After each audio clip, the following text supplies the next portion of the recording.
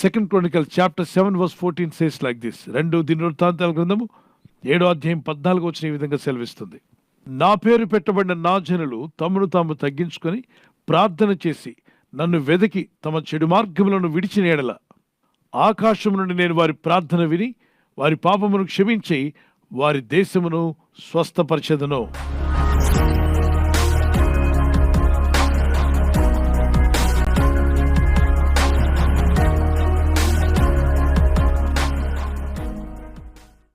నా పేరు పెట్టబడిన నా జనులు అంటే జనాలు ఎంతోమంది ఉండొచ్చు దేశంలో, ప్రాంతంలో.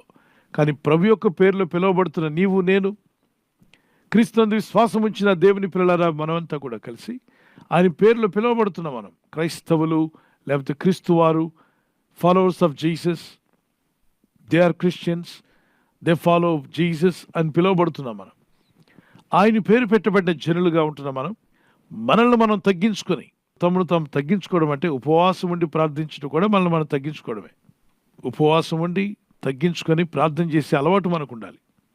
గర్వంతో చేసే ప్రార్థనలకు, అహంకారంతో చేసే ప్రార్థనలకు జవాబులు రావు.